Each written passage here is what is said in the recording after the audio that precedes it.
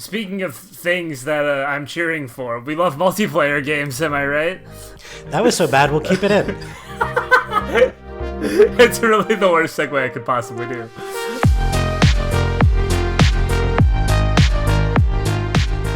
Hello, welcome to a very special Games Gone By episode, where we are going to talk in depth about the Game Awards. I am the gaming expert and enthusiast, Austin Baskell. Today we'll be making predictions, talking about all of our favorites, and of course, complaining a lot. On that note, with me, as always, Adam Baskell. Happy to be here, man, and as always, happy to complain. I wouldn't have it any other way. So, Adam, do you watch the Game Awards? Can you tell us a little bit about it? What do you know about the Game Awards? I'm not sure I've ever actually sat down and watched the whole thing, but I do tend to just kind of check in and see what both new announcements happened and what awards were given out. As far as I know, they're slightly more recent things, started in 2014-ish, and they are sort of trying to, I guess, be the Oscars of the industry. I mean, they're trying to be the prestige award. I don't know if necessarily everyone considers them that or not, but that is kind of what I think the intention behind the full production value and the professionalism and everything else is.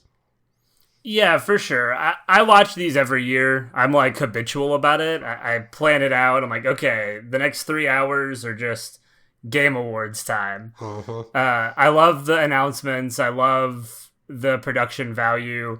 Right before they do the Game of the Year announcement, they always do like this big like montage of music that the Game Awards orchestra puts together for all the Game of the Year nominees. Really cool stuff. If anything, after we're done recording this, you should go and just listen to all of those for the last like 6 years, because they're always so good. That does sound pretty cool. I'm not gonna lie. It's really awesome. They really put a lot of effort into it, and today I kind of just wanted to go through and cover the major categories, talk about the things that we're interested in, at least run through the nominees and just make some predictions, talk about kind of what to expect from this year's awards. Yeah, I think we picked out some of the categories that didn't interest us as much and left them to the side, and in the interest of keeping this under an hour. But I think we got some good discussion to be had here about some of these nominees. For sure. I think we'll start off with Best Family Game nominees. So the 5 games nominated were Disney Illusion Island, Party Animals, Pikmin 4, Sonic Superstars, and Super Mario Bros. Wonder. Adam, how do you feel about this selection of family games? So, as will be a theme throughout the night, I have not played all of these. But I do want to talk a little bit about Disney Illusion Island, and that's because so my girlfriend picked that up a few weeks ago, and her brother came over for the holidays, and we were playing it, and I was actually really caught off guard by how fun it is. It's just a really tight co-op platformer with really good controls, and then there's these, I was going to say cinematics is what you'd call them in any other game, but these, look like that hands-drawn old Disney style, and the voice acting of the character sounds exactly like the old school, like Mickey, Minnie, and Goofy, and Donald, and it's actually really clever and witty. I mean, I laughed out loud multiple times in like the 2 hours we played it. I was really just surprised at the quality of every part of this game, and I had never even heard of it until it launched, so kudos to the studio who made this one. Yeah, I really like a lot of those like old school Mickey Mouse games, those old Disney games from back in the day. So it's cool to see that they kind of, it feels like they've almost recreated that experience in a more modern game. So that's pretty cool. I do think that this is probably going to go to Super Mario Bros. Wonder. Yes. I feel like not touched it at all. Yes. I feel like it's going to be hard to beat. I mean, the multiplayer elements and a lot of the mechanics that they have incorporated with all the Toads and the Yoshis to make it like really accessible for young children. I feel like it really makes it the perfect family game for everyone to like get together and just run through some really creative, fun levels. I feel like it's a no-brainer, but I've been surprised before. I think I would vote for this as well. I think I want to pick this game up because as much as I shit on the Switch, it is quickly becoming apparent it is the only console that cares if you have people in the same room as you. So it kind of may end up being my couch co-op console. So I think I may pick this one up. Yeah, we're definitely going to talk about it some more as we go along. Yeah, it's in a few of these categories, huh? Yes. This next category is a really interesting one that I think we're going to have a lot more to talk about than I initially expected. But that category is the Best Sim Strategy Game category. The nominees for that category are Advance Wars 1+2 Reboot Camp, City Skylines 2, Company of Heroes 3, Fire Emblem Engage, and Pikmin 4. I kind of find it strange that they combine these two together, but I guess there's just not enough of each in particular genre to have its own 5-game category. That's gotta be what it is. I don't think anyone's under the delusion that Advance Wars and City Skylines play similarly. There's just not enough Sims in a given year to have its own category. This category for me, I feel like Fire Emblem Engage is my pick for this one. I really enjoyed that game at the beginning of the year. It does a lot of really interesting things mechanically, despite the story and characters being one of the weaker of the Fire Emblem. It leads a lot into like the anime tropes and things that Fire Emblem does, and less into the political drama that I think is more interesting. But mechanically, it's probably the best Fire Emblem in years. I did not play that as any other game on this list besides Advance Wars. However, I have played entries in all of these franchises before, so I'm somewhat familiar with them. I would probably agree with you that just based on reputation and fanfare that Fire Emblem will almost end up taking it. But man, I do have to plug just how awesome the Advance Wars reboot is. At the end of the day, it's just the two original games in one package with some upgraded graphics, but just being able to go through those games again and getting those currencies that you unlock to just unlock more stuff in the game, and realizing that, oh yeah, these things used to exist just in the game. It wasn't for the online store or the microtransaction store. It was bonus content within the game. It really was a nostalgia trip, both from the standpoint of I used to love this game as a kid, and I used to love this business model most of my life before they ruined it. So, great props to Advance Wars. Yeah, I did play a little bit of Advance Wars. I really enjoyed it. I never did finish it, but one of these days I will have to go back to it and pick it up because I did have a lot of fun with it. Something in this category that technically was left out because it came out last year but was still eligible for Game Award contention because it came out so late last year was Marvel's Midnight Suns. Was technically eligible this year, and it did not get a nomination in this category, which I thought maybe it would from all of the kind of praise it got last year. I really thought it was a wonderful game. I think some people thought all the, I guess you almost want to call like Persona style stuff in between the missions was kind of cringe. I get it. I thought it was great. I liked that all of the characters were recognizable without just being copies of their MCU versions. So that was huge for me. I kind of fell in love with some new superheroes I'd never really gotten to experience in that game. I really liked it. I'm surprised it wasn't mentioned last year or this one. Yeah, I definitely want to play it. I've picked it up. I actually haven't downloaded. I just haven't gotten around to it yet. So I will have to make an effort to do that. In that same vein, you mentioned Persona. There was a Persona game released late this year that was not eligible for the Game Awards. I believe it came out post the cutoff for nominations. Right. And that was Persona 5 Tactica. I don't know if you've played that or not. Very briefly, probably about an hour, and I was trying to skip all of the dialogue so I could get to the gameplay. There's a lot of that in every Persona game ever. It is still a Persona game at heart, so I think all of those things are there and they're familiar, but I did like how they took a sort of standard tactical grid system and kept a lot of those Persona elements in it. You have the gun versus the melee, you use your personas. All of those elements of it were still there. It was pretty cool. Yeah, I enjoyed what I played. Not a ton that I've gotten through either, but I'm definitely interested to keep going into that one. Is there anything else you want to mention in Best Sim Strategy? We have been, me, you, and our friend Connor have been playing a little For the King 2 recently.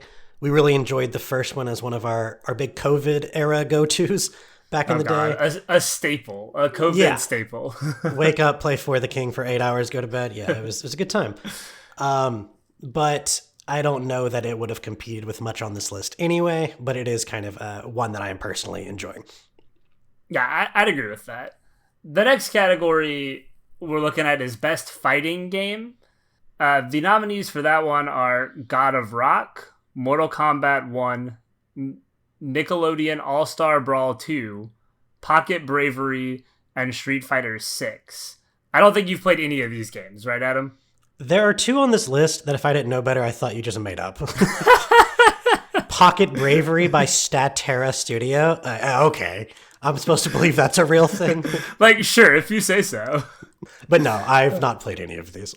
The only one I've played is Street Fighter 6, and I feel like that's the shoe-in for this category. I mean, I don't think anything else has the reputation or the praise that Street Fighter 6 got. I know Mortal Kombat 1 was even considered a bust by a lot of people who played it. Like, they didn't really feel like it lived up to the hype.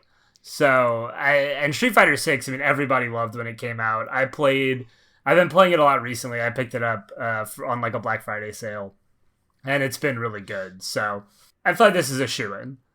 Even as someone that never plays these kind of games, I've heard tons of things about Street Fighter 6, right? So it has broken through my bubble. I have to assume that just for that simple fact alone, this one's going to run away with it. The next category I'm actually kind of interested to talk about. It's innovation and accessibility. Our nominees are Diablo 4, Forza Motorsport, Hi-Fi Rush, Marvel's Spider-Man 2, Mortal Kombat 1, and Street Fighter 6.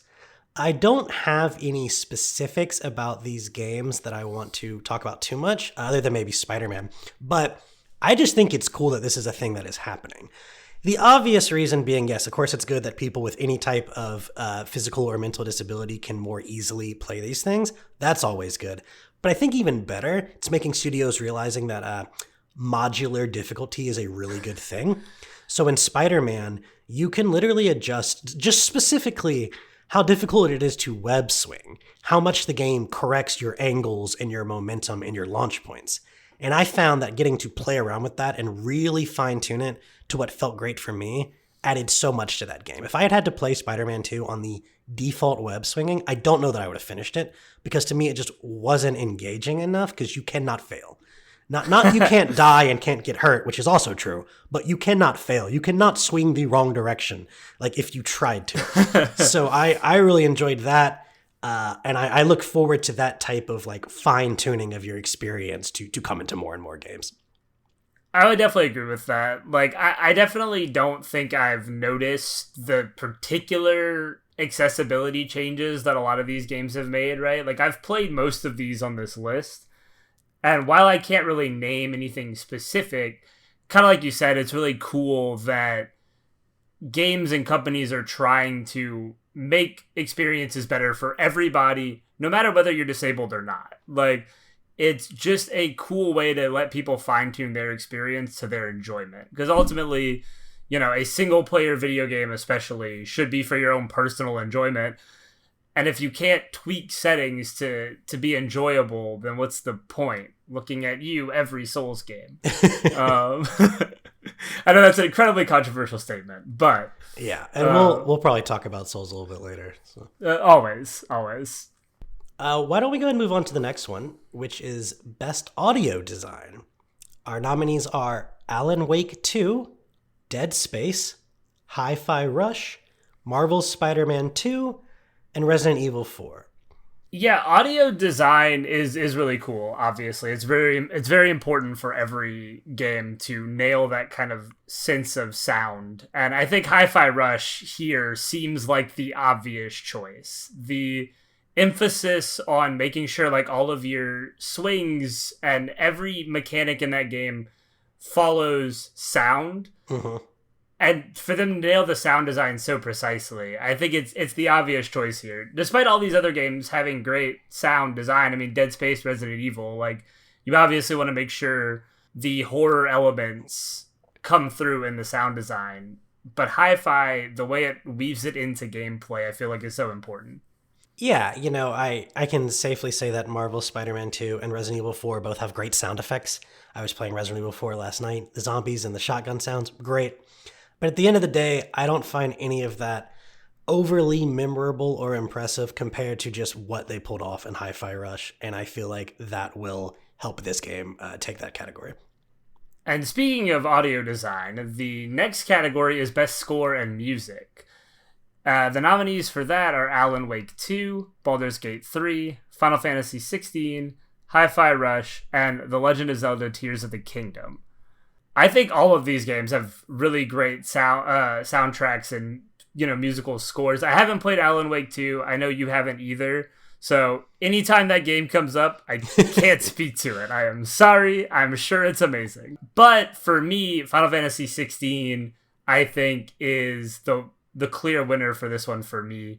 I love what Soken does with that soundtrack. He did the soundtrack for Final Fantasy 14. That soundtrack's incredible.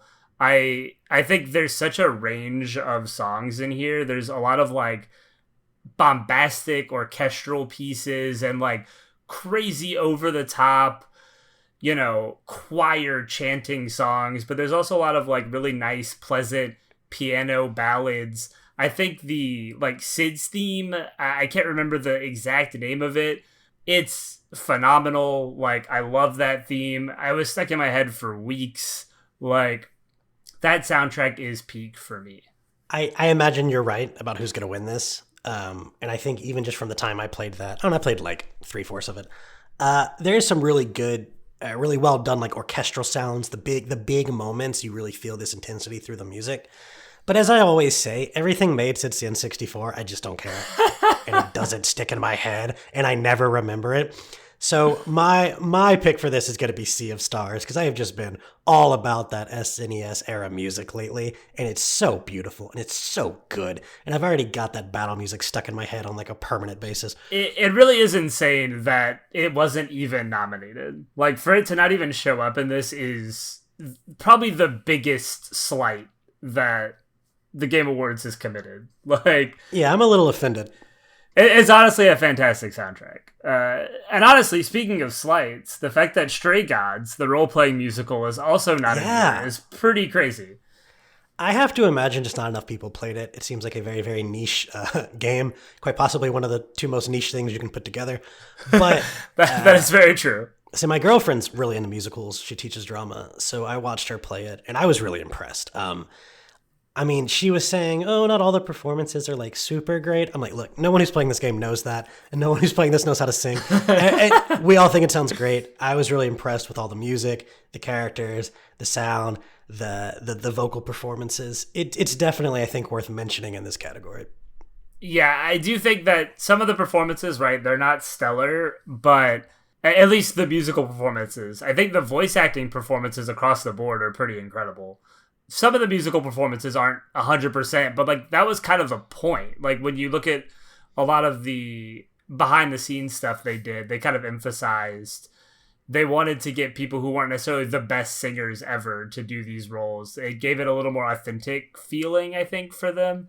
I really enjoyed what I played of Stray Gods, and I hope to go back and finish it. I was very close to the end when I kind of fell off of it. Well, speaking of great voice work, let's go to the next category, Best Performance. We have Ben Starr, who played Clive in Final Fantasy 16. Cameron Monaghan, who played, what is his name? Cal in Star Wars Jedi Survivor. The one we just did an episode on. Yep, that guy. Idris Elba in Cyberpunk 2077 Phantom Liberty. I don't actually know what character he plays yet. I will be getting to that soon. Melanie Liburd, Alan Wake 2. Don't know who that is either. Neil Newbon, Baldur's Gate 3. I believe he played Astarion in Baldur's Gate. And then Yuri Lowenthal, Marvel Spider-Man 2, the voice of Spider-Man himself. I am kind of surprised people liked Clive so much in Final Fantasy 16. I thought it was fine. To me, Sid and who was the crazy blonde girl? Benedicta. Yeah, those two totally stole the show for me. Now, granted, both of them were also like dead halfway through the game, so maybe that's part of it. But yeah, I'm looking at this, and all of this is like, it's fine. Like I said, I don't know a couple of them. Of the ones that I'm there, I'm just, I don't know that I would have picked any of these as the standout performance. But if I had to guess, Final Fantasy will win. I would agree with that. I think Ben Starr has already won an award for Best Performance this year at some other game awards show. I can't remember which one, but I remember seeing some sort of acceptance speech of his. He was wearing a Final Fantasy VIII shirt. He said it's his favorite. That's a hot take. Oh, I don't like this guy at all. He seems like a really cool guy, actually, from every interview and stuff I've seen of him. I liked Clive. I thought he was cool. I think he puts a lot of emotion into certain lines, and other lines, not as much. I would imagine he will probably take this. I think my personal pick would be Yuri Lowenthal. I really like his approach to Peter Parker. I think he does a great job of delivering that like grittier, darker performance when he gets the symbiote suit. He's just, I really liked him in the first game, and I think he continues to do really good in this game. So that would be my personal pick. I do also think Ben Starr will probably take it, though. I could maybe see Spider-Man if it isn't Ben Starr, because he, even though I wasn't necessarily like blown away by the performance compared to the first one, it's still just so good. I mean, I don't know if he had anywhere to go after the first game. I think Yuri Lowenthal is like definitely an honorable mention here. So moving on, we're gonna go to Best Art Direction. Our nominees for that category are Alan Wake 2, Hi-Fi Rush, Lies of P, Super Mario Bros. Wonder, and The Legend of Zelda Tears of the Kingdom. How do you feel about Lies of P getting a nomination here in Best Art Direction? Listen, it's a very cohesive art direction. I mean, there's nothing out of place about it. It all works for the style. And I'm sure there's going to be someone out there who hears this and wants to correct me. But to me, it's just the 8th game in the franchise to have the exact same style. So I don't care. And it's not part of the franchise, but it may as well be. But right, as the aesthetic would basically make you think it's part of the franchise. Yeah, I think it's a little less like medieval-ish. I saw like some kind of traveling cart or car. I think there's maybe some machine-type enemies. So they're sort of doing something a little different with the setting. But the art style itself, I mean, how is this not actually from FromSoft? It's just identical. It feels like the same game. I think this one, as much as I really like Super Mario Bros. Wonder's art design and kind of taking the traditional Mario style and changing it up just enough to like give it a fresh coat of paint with there's a lot of like whimsy in Super Mario Wonder. I think when you see it, you'll kind of know what I'm talking about, where it's very similar to Mario style, but just different enough that like I think it deserves this nomination. But I think the clear winner here is Hi-Fi Rush again. Yeah, I am a big sucker for cel-shaded style things, so that was all I needed to know about this. Is I played Hi-Fi Rush for 30 seconds and was like, art direction of the year. This is easily. It does such a good job, though. I mean, the colors work so well, the characters work. I think it doesn't even look quite as weird as, say, like a game like Jet Set Radio used to. They've done such a better job at figuring out where to put all the bold lines and how to actually shape different characters and backgrounds. It's a beautiful, stylized game. It really is. Like every frame of it is just so pretty to look at. To me, it's the clear winner here. I don't think anything can compete. Well, let's get into the best adaptation of 2023. Our nominees are Castlevania Nocturne, Gran Turismo, The Last of Us, the Super Mario Bros. Movie, and Twisted Metal. Now, I've only seen one of these. Have you seen more than The Last of Us? I have only seen one more than The Last of Us, and that was the Super Mario Brothers movie, which I literally watched like 2 days ago. Okay. I watched it specifically so that I could talk about it in this recording. Do you think we need to talk about it, or is the clear winner here The Last of Us? I thought the clear winner is going to be The Last of Us. I really love The Last of Us. I think Super Mario Brothers movie is good. I think it's fine. It's fun. I think kids will really enjoy it. And with as much money as it made and how popular it was, maybe it'll be an upset. But I think Last of Us is overall a much better production than the Super Mario Brothers movie. It's, I have my issues with The Last of Us, but overall, I think it was just refreshing to see a major budget adaptation of such a well-known franchise succeed at all, like succeed competently. I mean, Halo, like what was that? Oh God, it was so bad. Notice that's not on this list anywhere. No, of course not. So, I didn't even see it, but I can tell you it was terrible because I never heard one good word about it anywhere. But I'm really impressed with what HBO did. They got a bunch of people who aren't even fans of the game to be super into this, which I think is always a good sign of a good adaptation. My only particular problems are I thought it stayed a little too safe to the game at times, and that just didn't work for me because I love Pedro Pascal, but not one line he delivered was better than Troy Baker. Not one of them. So for me, that was just kind of a missed opportunity. Although, what was the thing late in the whole Kathleen storyline? That was a brand new addition that also didn't work super well. So maybe I'm just being nitpicky. Again, overall, I think this is going to run away with this category. I really liked The Last of Us. I thought Pedro's performance was really strong, particularly towards the end. I think he kind of found his rhythm with Bella Ramsey, and they kind of meshed really well. Their chemistry was strong towards the end. I would agree with you that I don't necessarily think anybody did a better job than the source material. But as far as like getting people who have never seen the game The Last of Us and getting them to be invested in this world, I think it does a wonderful job of that. I mean, my girlfriend has barely played any video games ever, and she was super into The Last of Us. She really enjoyed it. So it does a lot for people who hadn't played the game, and I love that about it, because this is a story that I want to introduce to people who haven't played the game and who don't really have any interest in the game, and I think it does a good job of that. It's cool to be able to show someone a zombie film that doesn't feel like a crappy zombie film, you know?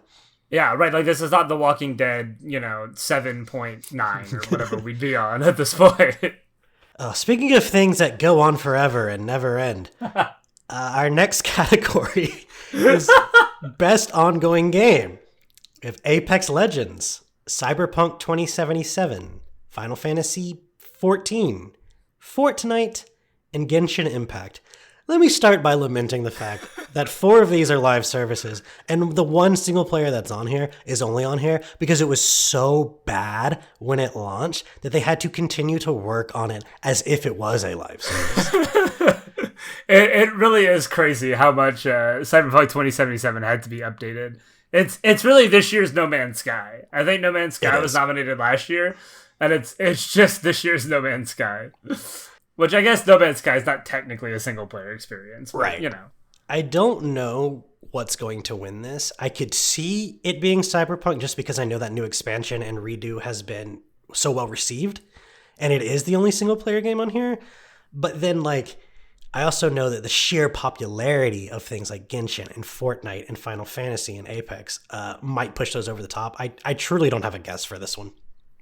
Yeah, I mean, I always tend to lean towards Final Fantasy XIV for this category because I feel like it's won 4 times in the past. I could be wrong on that, but I feel like every time this category comes up, Final Fantasy XIV is the game that is being looked at as this is the winner, because they do put a lot of effort into that game. I mean, just that whole story and everything that they've done with Final Fantasy XIV is pretty impressive. I could also see it going to Genshin. I know a ton of anime nerds love that. Mm-hmm. I'm an anime nerd. I never got into it, but that's because you also love your wallet. So yeah, I can't get into a gacha game, man. I can't do it. You know what it will do to you. I think this is probably Final Fantasy XIV. I would love to see it be Cyberpunk, though. They've done a lot of work on that game, and I'd love to see it be rewarded for that. I'm cheering for Cyberpunk. The next category, the nominees for Best Multiplayer Game, are Baldur's Gate 3, Diablo 4, Party Animals, Street Fighter 6, and Super Mario Wonder. Adam, I know you love multiplayer. Please tell me how you feel about this category. I think this one's easily Baldur's Gate. I know Street Fighter 6 is getting a lot of fanfare, and I know Super Mario Wonder has had a good launch.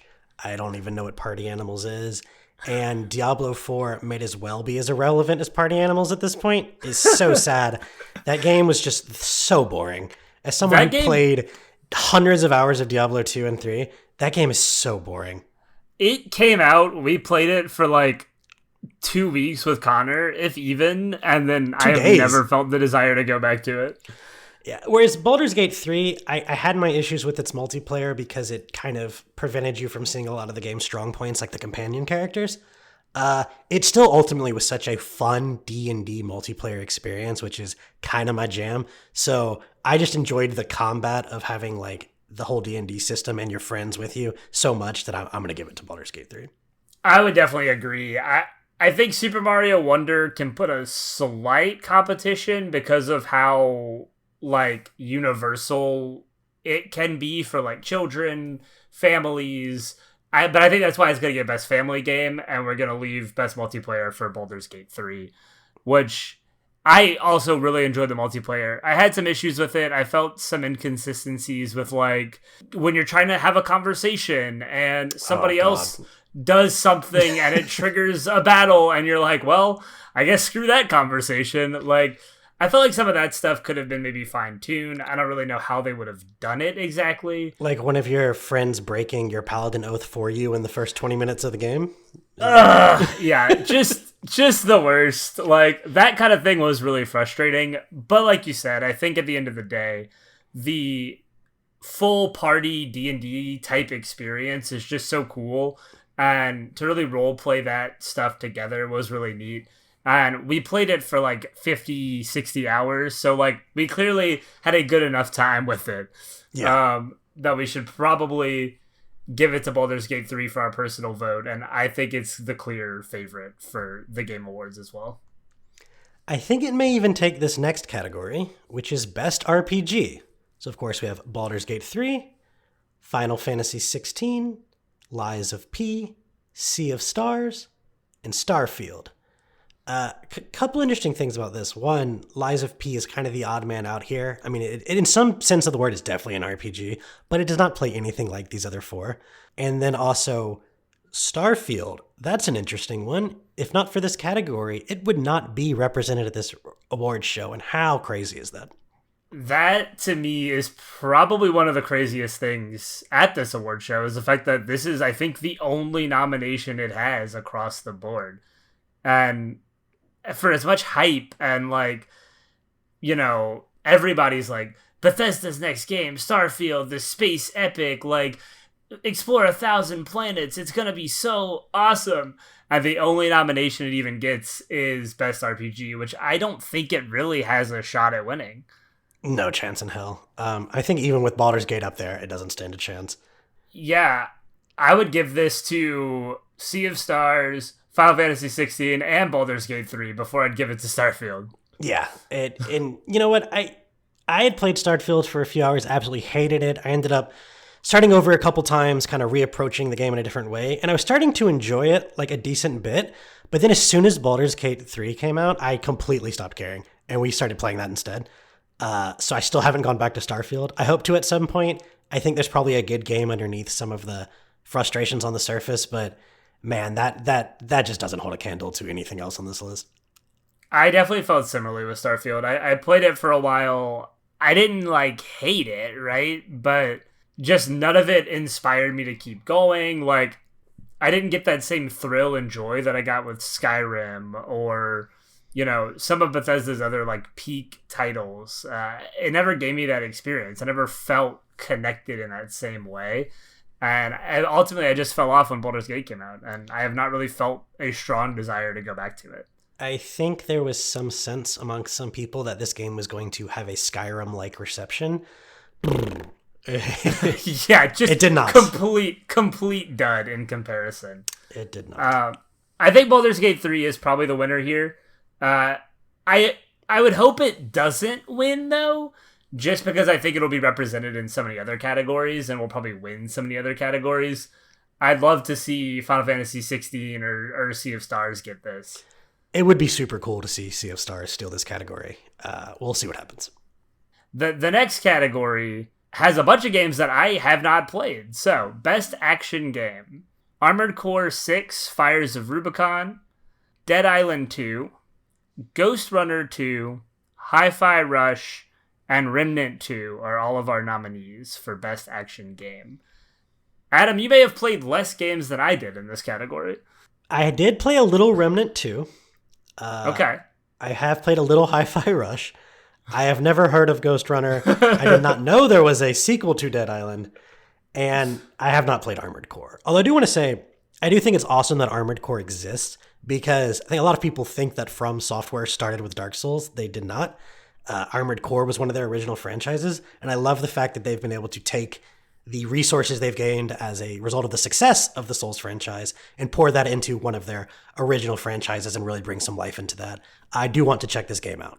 I probably would have been one of those people that assumed FromSoft started with Dark Souls. I had heard of Armored Core, but I never really pieced it together that it was Armored Core and FromSoft were that they had developed that franchise. I did play Armored Core. I said I didn't really play much in this category. I played Armored Core for like 30 minutes, realized it's a FromSoft game, and I never touched it again. So what is it? Just Dark Souls but mechs? Is that? That's how it felt to me. I mean, I'm sure there's a bunch of people who are like, no, like how dare you make that comparison? But Yeah. I didn't like it. I don't like FromSoft games, I think. I played a little bit of Hi-Fi Rush. I've talked about it a couple times. I played it a little bit. I think for me, this is probably Hi-Fi Rush's category. But I could see Armored Core getting it because of From Software. And I know people really did like that game when it came out. I would probably agree with that. I don't think any of the other three here really had enough fanfare to outdo Hi-Fi Rush, but then I don't know if Hi-Fi Rush has enough fanfare to outdo a Souls game. So there we go. Fair enough. Let's move on to the best independent game of, wow, there was some controversy about what that word means. So we have Cocoon, Dave the Diver, Dredge, Sea of Stars, and Viewfinder. Now, Austin, correct me if I'm wrong, but the controversy stemmed from the fact that Dave the Diver, while having kind of an indie vibe, is not at all an actual independent project. Yeah, from what I understand, Dave the Diver was actually funded by like a super big like production company overseas. I don't remember what the company name is or where it's from or anything like that. Forgive me, but I do know that it was published by a pretty major company, and even the developers have been like, we're not an independent game. Right.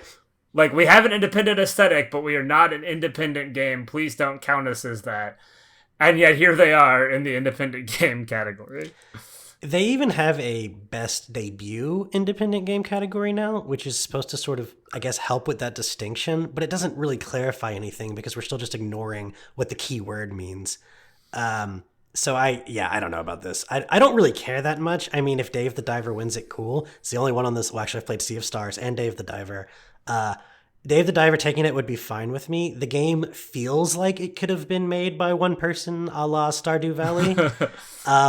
But, you know, it wasn't. And so I guess it just depends how important is that aspect to you.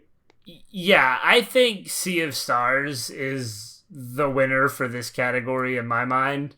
I could see it going to Dave the Diver. A lot of people really hyped that one up. I haven't played Dave the Diver yet, so I can't really speak to it. I've seen stuff about it, and it feels like an indie game. I would have thought it was an indie game. Yeah.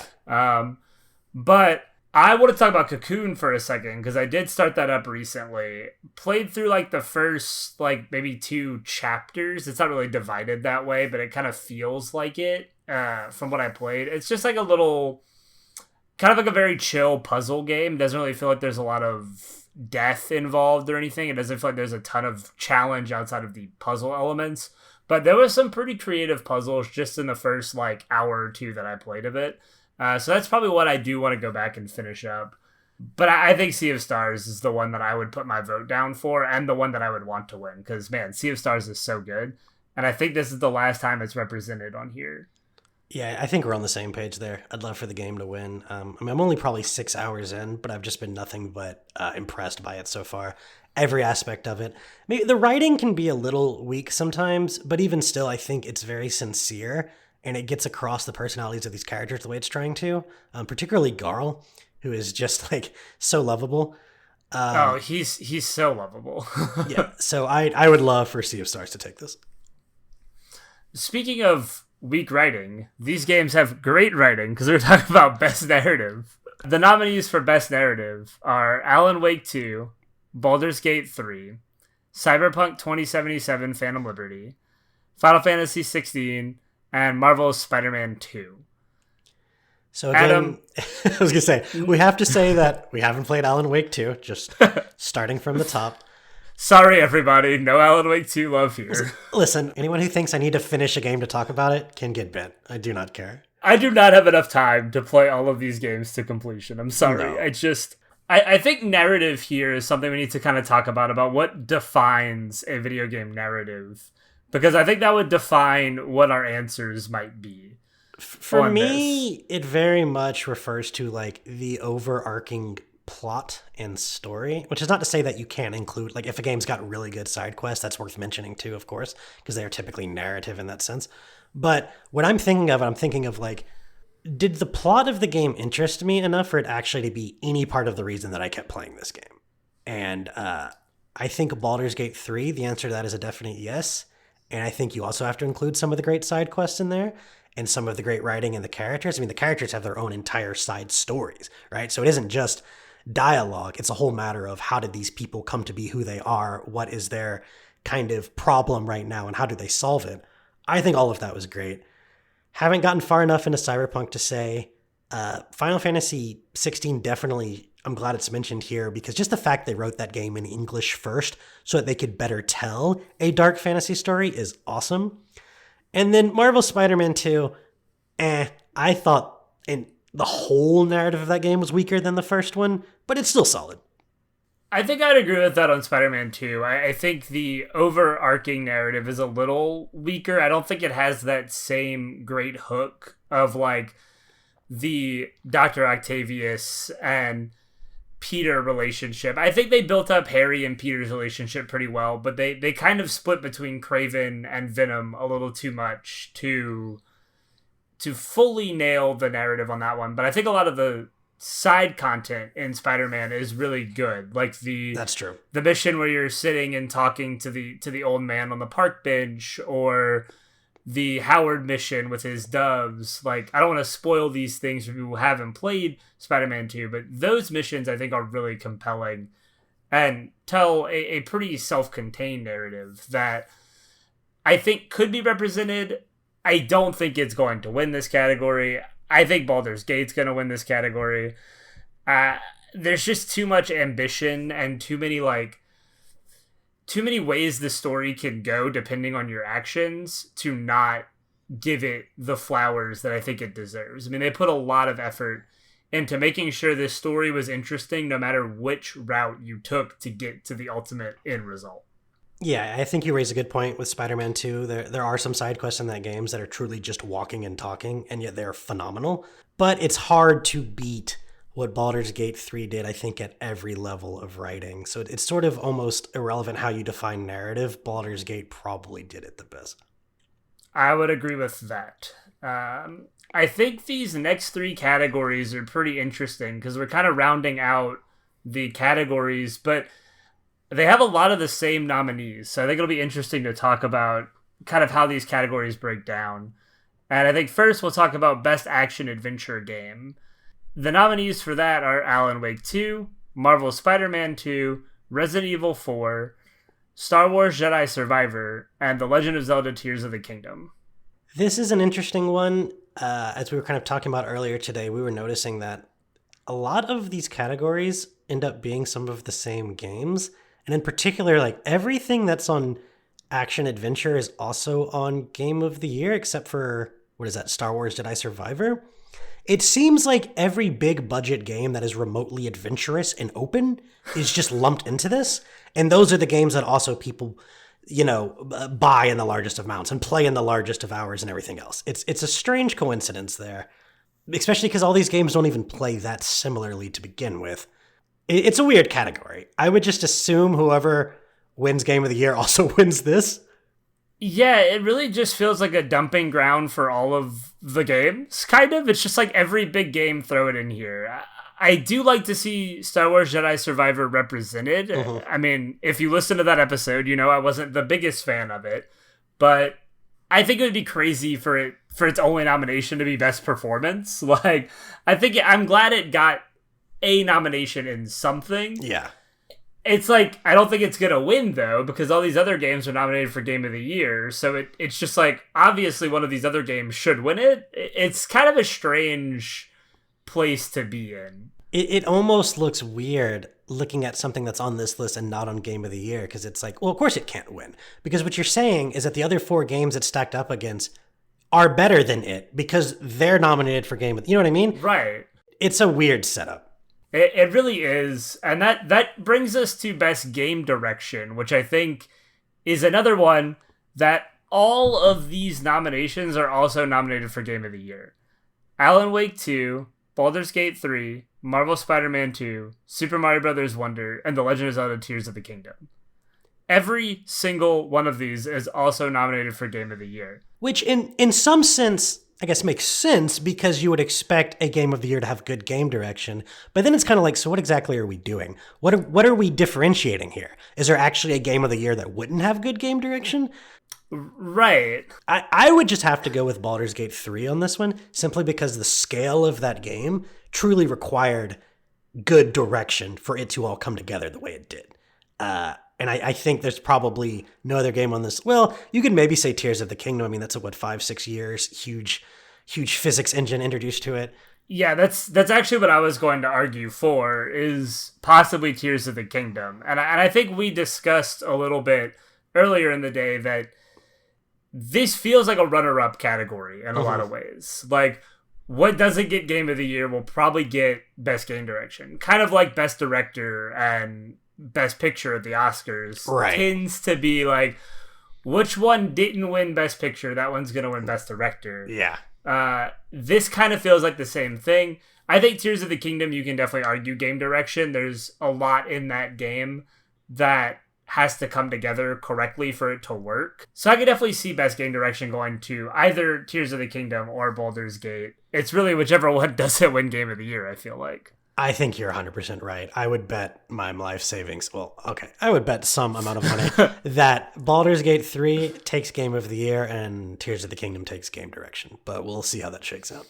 That's kind of how I feel too. I'll run through the nominees real quick for Game of the Year, even though it's all the same ones. You've heard them before.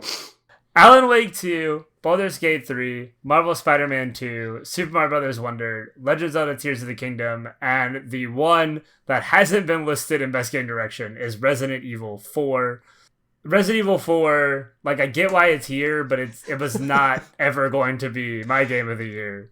I love that you rage quit after the intro.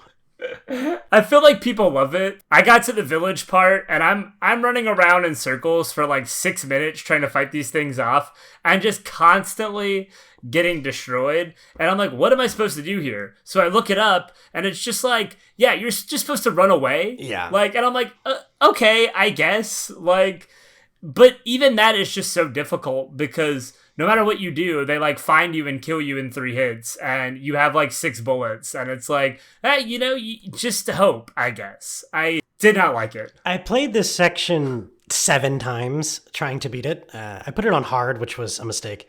So there's definitely a couple buildings that if you go into them, it's kind of cool because you can like, you'll slam the door behind you and like bar it, which buys you a few seconds. And then you can like push this bookcase up against the window. And then you can go upstairs and kick the ladder down and find a shotgun on the wall. And all of this buys you a little time. And you can kind of like, when they come up to the top, jump out the window and escape them. And those kind of moments are cool. But it took me 3 tries to even find any of those moments. I kept running into this gate that just opened up a chainsaw guy at me. And it's like, okay, I guess I'm just not going to that gate. The controls still feel kind of clunky. I take exception to the whole marketing gimmick about like modernized control scheme. It still feels super clunky to turn, especially when you're meleeing. The quick turn is not consistent at all. I can only get it to work like half the time. But I did get past that part. I have gotten a little further in. I've finally been able to like spend some of my currency for the first time. I'm warming up to it a little bit, but I don't think it belongs on this list. I definitely want to go back to it, right? I don't want to write it off already because I know how beloved that game is. I mean, we were looking at like an aggregated top 200 of all time the other day, and it was like number 6. Which is so, just like, insane. I get people love Resident Evil 4. I don't want to just like crap on it this whole time saying that, but like I was not vibing with it in the beginning. I would like to go back to it and see if it can click again. But that one for me is pretty much off this category altogether. The only thing I want to say about it is like I will always give that game credit for really figuring out how to do the over-the-shoulder viewpoint. Without that game, we probably don't get Gears of War and Mass Effect in the same way we did. So it's worth giving them their credit. It definitely was revolutionary, right? Like I think it was really influential for its time, and I can understand why people love it so much for that. But even just the Resident Evil elements of it, I did not care for. And I have heard there's been some like aesthetic and story changes with the remake, so we'll see if I catch on to those anymore. But yeah, would not be my pick for Game of the Year.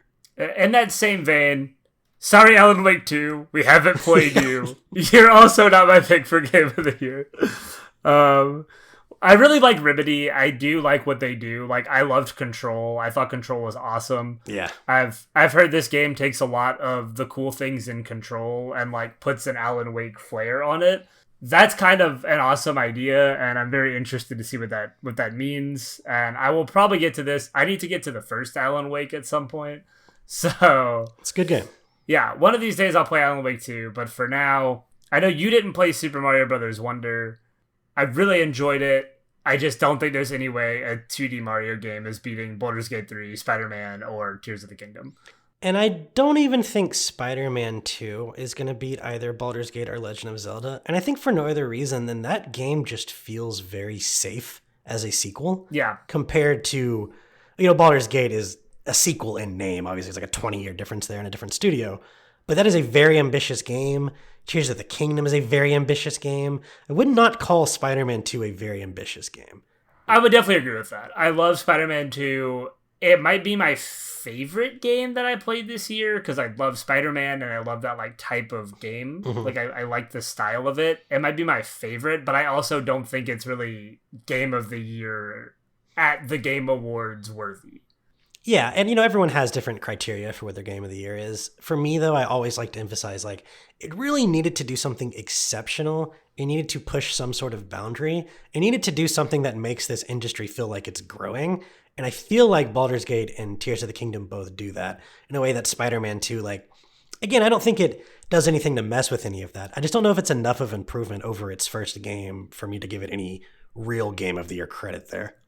I would definitely agree with that. And I think, honestly, Tears of the Kingdom could fall under some of the same criticisms. While I do think it did a lot to advance the Breath of the Wild formula and, like, innovated it a lot, it is still essentially that same map. It is still, a lot of those same mechanics being just kind of retooled in a new physics engine. And while that stuff is really cool, I feel like the combination of the sameness of Breath of the Wild and the fact that it came out so much earlier in the year than Baldur's Gate could hurt its chances here.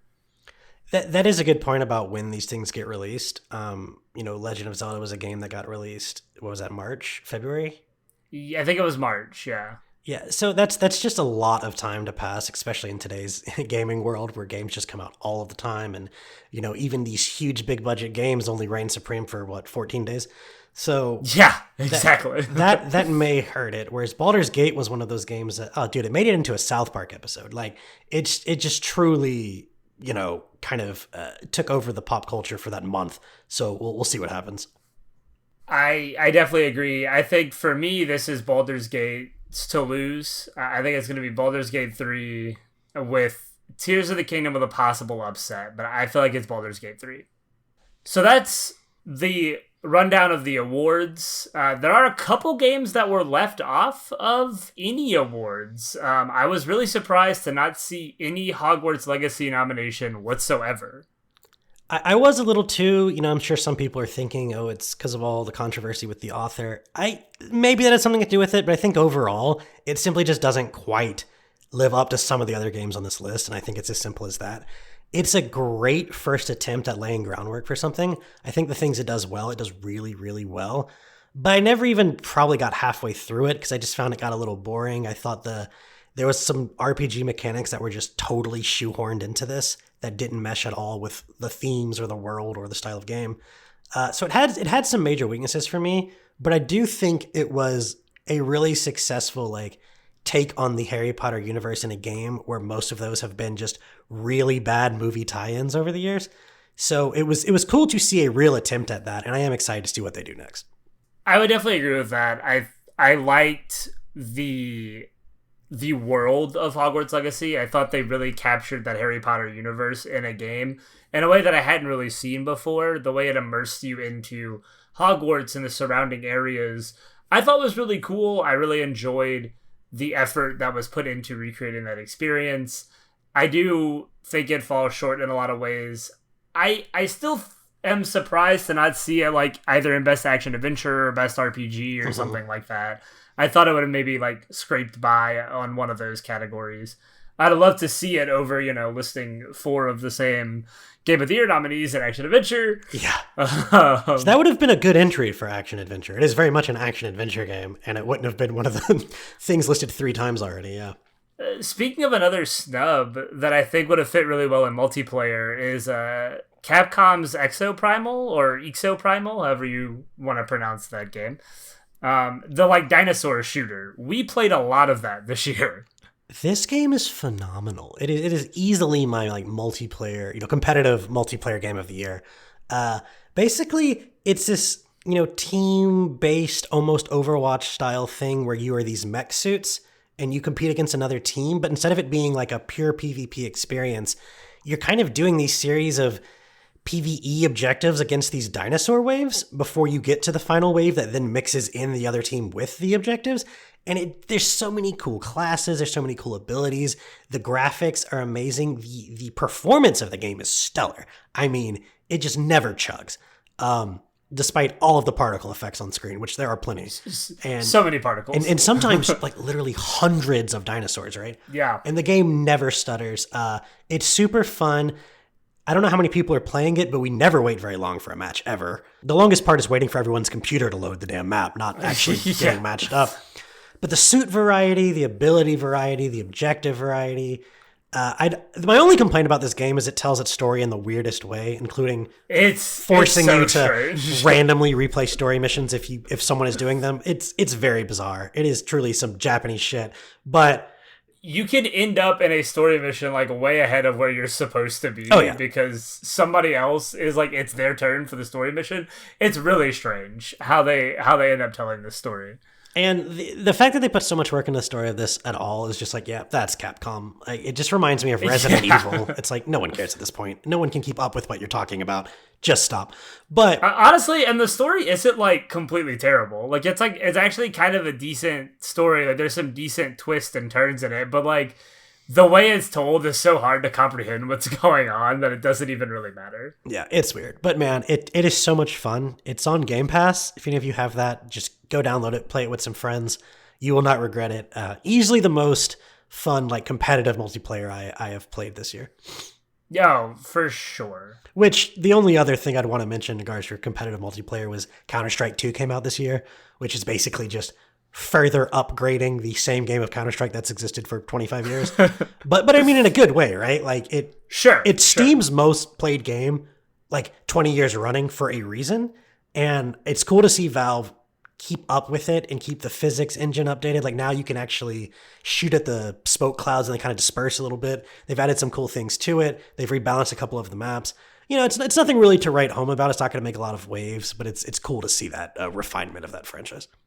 I know you also wanted to mention another PvP game that you had dabbled in this year. A little game called Warcraft Rumble. Man, there's just so many directions I could go with this right now. One of which, we didn't even really go in the mobile game category because mobile games aren't games. They are predatory vessels for microtransactions. What? Wait, was there even a mobile game category? Yeah, I took it off of this. Okay. Sorry. Do you remember? I made that decision from the start. I don't even remember, what was even nominated for mobile game? I just said, no, we're not doing it. Along with, best content creator in esports teams, just no. But I think what was crazy about this to me is that Blizzard, the company behind World of Warcraft, the biggest thing to ever exist at one point. I've heard of it. Yeah. They made a mobile game and no one gave a shit. Its revenue is, it's still fairly impressive because it has the Blizzard and Warcraft IP and you're going to get your whales. But in its opening month, which you have to figure is going to be one of its bigger months, it made less than 10% of what Genshin Impact does. So it made less than 10% of Candy Crush, which is already owned by the same company. So you have to assume this is somewhat of a letdown, although I don't know how much money went into it. I've looked. They won't tell us because it's probably an embarrassing amount.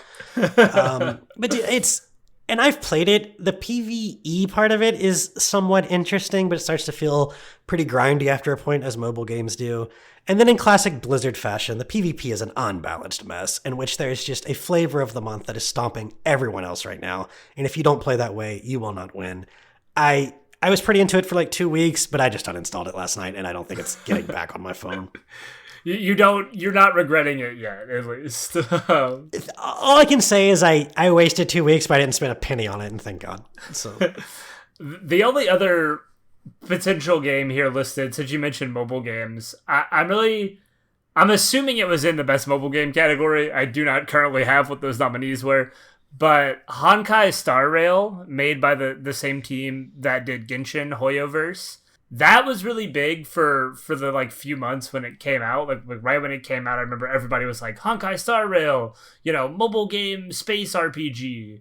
And to not really see it nominated for anything besides maybe best mobile game, right? I don't actually know.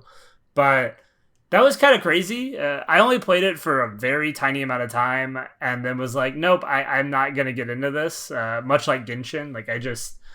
Mobile games, no matter what they are hard for me to sink my time into. But I know people really liked it, so I was surprised not to see it mentioned anywhere. Yeah, and just, again, I hate mobile games, but I've always been such a big fan of Blizzard and Warcraft that I thought maybe those two things could make this mobile game not like other mobile games, but how naive. So all mobile games are one and the same. But let's leave that negativity behind a little bit, and let's get into actually what we are most excited about, the most anticipated games. Now, is this an actual category at the Game Awards? I do believe it is. I think it's fan voted, though. I think it's only a fan voted category. Okay, so our nominees are Final Fantasy VII Rebirth, which is going to be the part 2 of the remake they're doing of Final Fantasy VII, Hades 2, Like a Dragon Infinite Wealth, Star Wars Outlaws, and Tekken 8.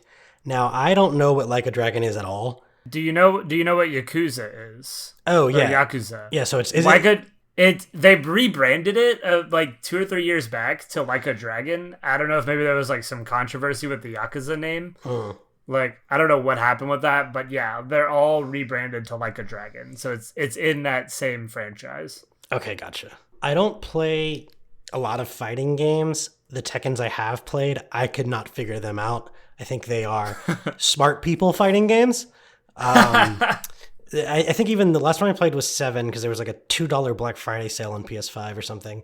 And there was even like, press this one button to do a whole combo. And I was like, okay, but like, I don't want to do that either. There's just no middle ground in that franchise for me to float around in.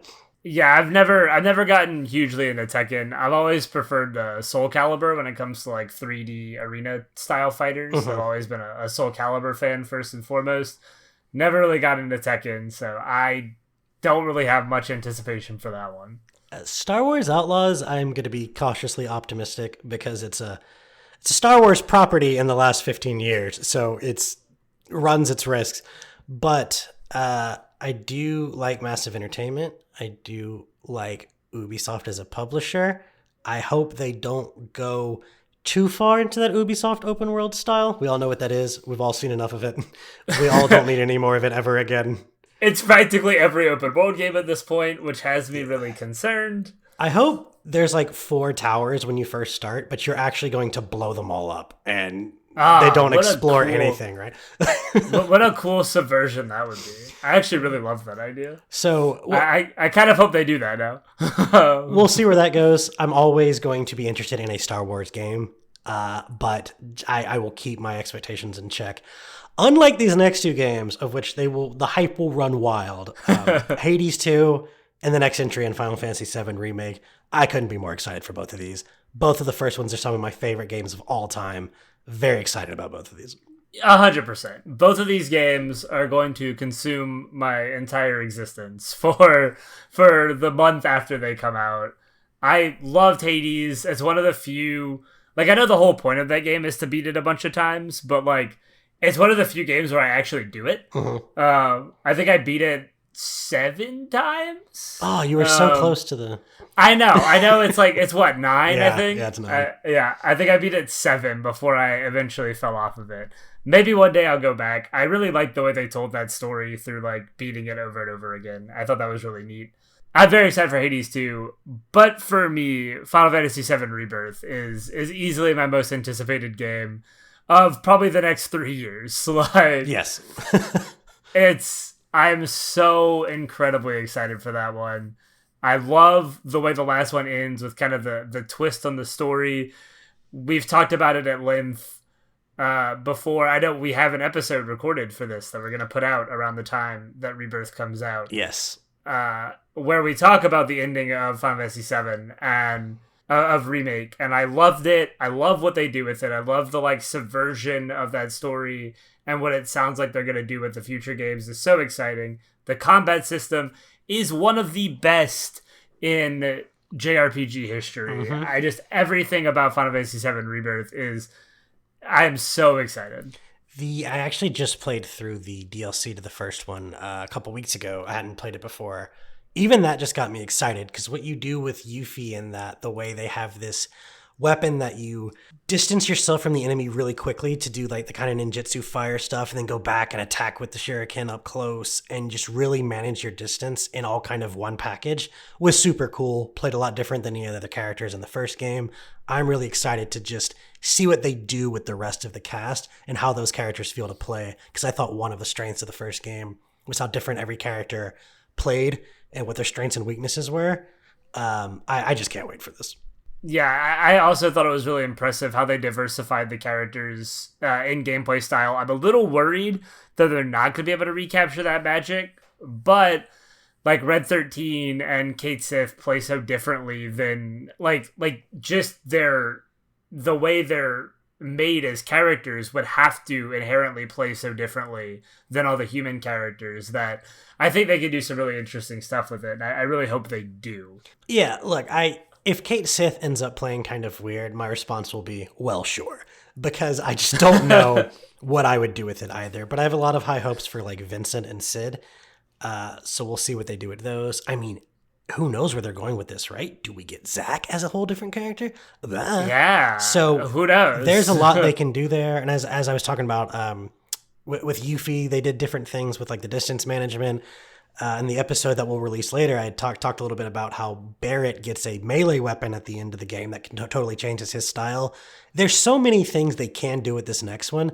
I will be disappointed if they don't push the envelope with some of the things they've established, but I have a feeling they will, because I mean, this game was very much not a safe game. This was not a game that decided to rest on the laurels of the original version at all.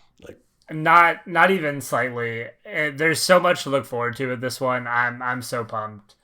And I know you are. We're definitely going to talk about this one in the future. Even if I think I might be personally just a tinge more excited for Hades 2, I can't imagine this not being the game that more people are excited for. And that if this category has a winner, this is going to be it. Yeah, I think it has to be. It seems like the obvious choice. I think Hades 2 is going to probably get a lot of votes, but Final Fantasy VII Rebirth is like a cultural moment, I think, for a lot of people. So to me, it's the clear winner, both my own personal and my expectation. You know, I had friends that had never played a Final Fantasy that played this game and enjoyed it. We had friends that had played every Final Fantasy and who enjoyed it. I think it was a very appealing game for a lot of reasons. I think it did a lot of really cool things. I'm blown away by the effort they put into it. And I went from, I can't believe they're taking one of my favorite games and selling it to me 3 times, to, I'm so excited they're selling this to me 3 times. I can't wait to play this game 3 whole times. It's so good. And so, this ends our hot takes on this year's Game Awards. If you'd like to hear more from us, you can find all of our episodes on Spotify, Apple Podcasts, or your favorite podcasting platform, including future episodes, which may have some of these games. Who knows? You can also follow us on social media at the Games Gone By Podcast, or email us directly at gamesgonbyradio@gmail.com. Signing off for the Games Gone By Podcast, I'm Austin Baskell. And I'm Adam Baskell. Thank you for listening.